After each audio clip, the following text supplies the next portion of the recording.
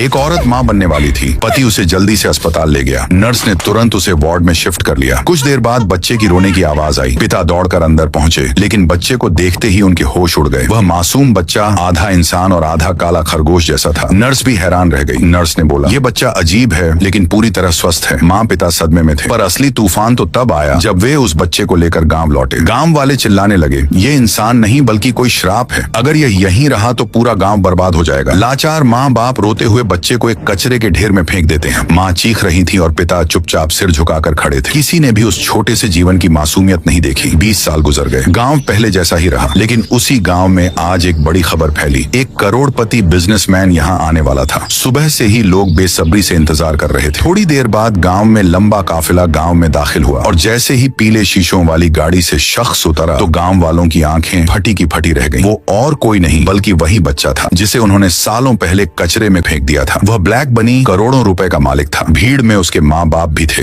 कांपते हुए वे आगे बढ़े और आंखों में आंसू लिए बोले, बेटा तुम जिंदा हो, तुम कैसे बचे? ब्लैक बनी ने गहरी सांस लेकर कहा, जिस वक्त आपने मुझे कूड़े में फेंक दिया था उसी वक्त एक बूढ़े दादाजी वहाँ से गुजर रहे थे। उन्होंने मुझे मरता हुआ देख लिया और बचा लिया। उन्होंने मुझे पाला पढ़ाया, मेहनत करना सिखाया। आज मैं जो कुछ भी हूँ उन्हीं की वजह से हूँ। माँ पिता गिड़गिड़ाते हुए बोले, बेटा हमें माफ कर दो। उस वक्त हम गांव वालों के दबाव में थे। लेकिन आगे देखने से पहले दोस्तों, अगर आप लोग भी राय स्टार के सच्चे फैन हो तो जल्दी से चैनल को सब्सक्राइब करो और राय स्टार के लिए कमेंट में लाल दिल भेजना मत भूलना। ब्लैक बनी की आंखें भर आई। उसने कहा, आप लोगों ने मेरे अजीब सी शकल की वजह से मुझे मरने के लिए छोड़ दिया था। वह दर्द मैं कभी नहीं भूल सकता। अब मेरे लिए सब कुछ मेरे दादाजी हैं, जिन्होंने मुझे नाम, घर और अनुकूल प्रेम दिया।